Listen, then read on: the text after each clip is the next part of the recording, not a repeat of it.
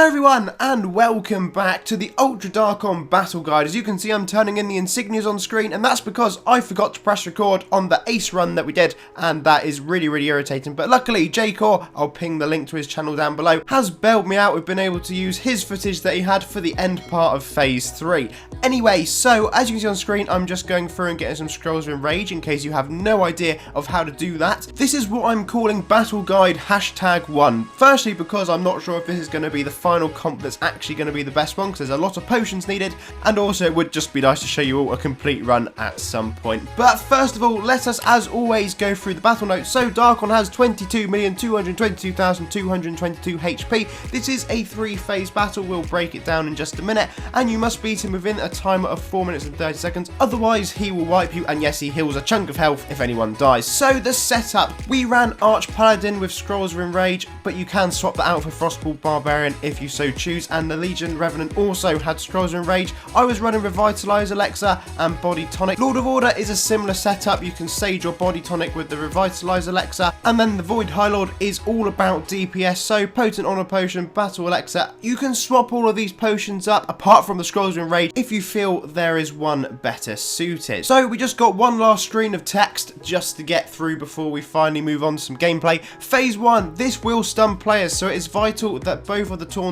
are rotating, otherwise you're going to end up stunning your Void Highlord and your Lord of Order, and that is not ideal. Darkon must reach 15.5 million HP in around 100 seconds. Those numbers are all rough, don't take me absolutely quoted, but that's the sort of target you want to have in your head. As with all ultras, you buff first, and then you're going straight in with Legion Revenant that needs to hit Darkon first using the scrolls of enrage. So you are beginning the taunt cycle, and then you'll come in with that Arch Paladin doing the same thing, or frostval barbarian. As long as you two are rotating your taunts, you see what I mean on screen. Literally, as soon as the counter's counted down, I'm just hitting it straight off. That's probably the easiest way to do it, especially through Phase 1 of this fight. When we did it the first time round, which is the one annoyingly I can't show you, we didn't have anyone die in that run, so it clearly was quite good. You can see on screen now we're starting to get stunned. That's okay. You want your Legion Revenant getting stunned, or your frostval barbarian / Arch Paladin. They are there to soak up the hits initially. Obviously, that mechanic disappears when we look at Phase 2 in a moment, but this is all about just doing as much damage as is possible and making sure that the Lord of Order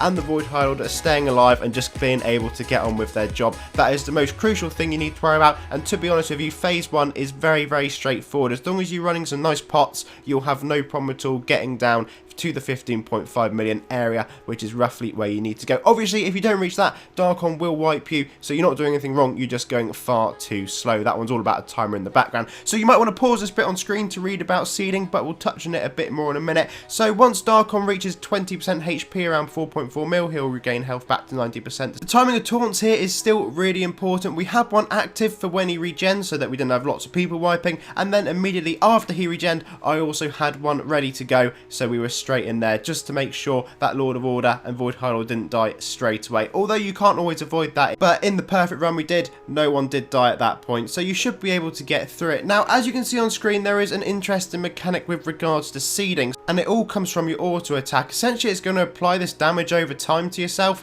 and once that's going, it can nuke you. The only thing I'm not 100% sure on, again why there's going to be a #2 to this guy, is on our successful run we just kept on timing taunts, as you're seeing throughout the video so far. However, when I've analysed this a little bit further, which we're going to look at the end of the video, I'm not certain if our Arch Paladin died due to heal timing or whether it's actually a mechanic with regards to the seeding. What I mean by this is you can see these texts coming up on screen, and I think these are actually meant to be signs to the taunters. So at this moment it said to me that the Eldritch infection has basically disappeared, and I went to hit the taunt, but straight away, due to my teammate going down, I actually had the other message come up saying that I've been seeded. Now that one, as soon as I taunted off, that is when I first wiped. That could just be a coincidence, but like I say, we're going to talk about that all a little bit more in the end. But don't worry if you do go down at this point. As we said earlier, as long as it's not the Void Highlord and the Lord of Order, you can continue doing DPS. We go down once more, I believe, but we were able to continue on with the fight, and we actually got back in sync again. So as long as the two taunters can sort it out once that starts happening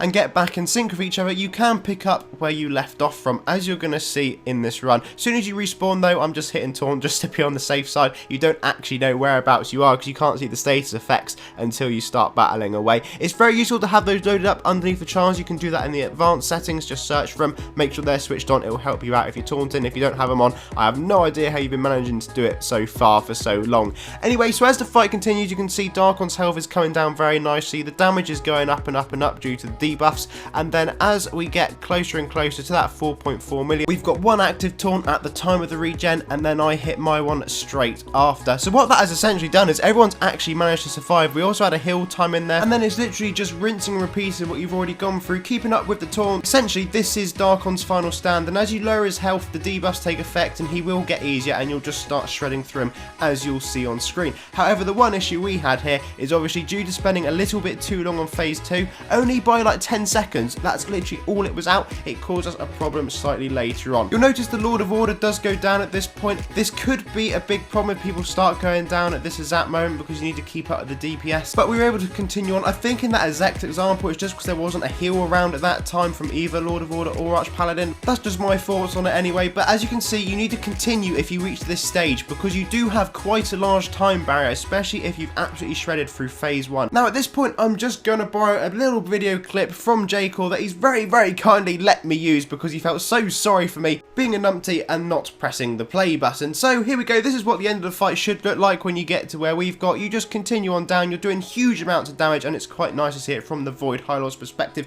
If you're not critting every single time between 120,000, as you saw then 160,000, you probably are not going to complete this fight. Anyway, let us quickly analyse phase 2, just to explain to you what I meant earlier. Now, as you can see on screen, we have just launched the Arch Paladin, and my taunt is becoming available again. I can see quite clearly that I've fought off the Eldritch Infection, and just as I go to hit it, it pops up on screen saying that I've been seeded. Now, if you can't quite see, let me zoom in a little bit, you'll see the little bit of text. As you can see, your body has become a vessel of an ancient being, and immediately after that, the damage over time goes absolutely through the roof, seconds after that has been applied. Now, that happened a second time, actually, when we went a bit funky on the respawn counters, so that's what I think may have happened, and that could be why people are wiping in phase 2. But until I look into this further and come back to you guys, I cannot be 100% sure, because on the first run we did, we just kept rotating the taunts. I wasn't even worried about the text popping up. We could have just got incredibly lucky with the path we got through, but it didn't feel that way. So hopefully this can give some of you folks a little bit of a better idea of how you go about defeating Ultra Darkon. Like I said, I'm not done covering this yet, and I will come back soon. I'm not sure whether this is the ultimate way yet or not. Time is just going to tell on that and see what comps people come up with. But once I became one of the taunters and we started running it, we literally completed it on the second go. So I think this could very easily, as long as you get your potions right and don't spend a lot of gold like I have, then it shouldn't be overly stressful in the end. However, at the moment, I'm aware of how stressful it is, because I myself, like many of you, tried to do it initially for absolutely ages. But I think once everyone gets their roles right and you know exactly what you're doing and when you're doing it, and if we have to time those taunts in phase 2 when the Eldritch has left our body, then that could make a bit more sense to me in my mind of why that's actually there and relevant. Otherwise, you're just going to be getting it on your auto attacks every single time. It doesn't seem to work quite like that. So I think that could be the way to go there. But until I fully understand what that means on the wiki, it hasn't been laid out in plain English to me. Or at least that's not how I feel. But I'll investigate further and of course let you guys know. So thank you all very much for watching. I hope this helps a little bit. And until next time, have a lovely day. And I'll see you all again incredibly soon.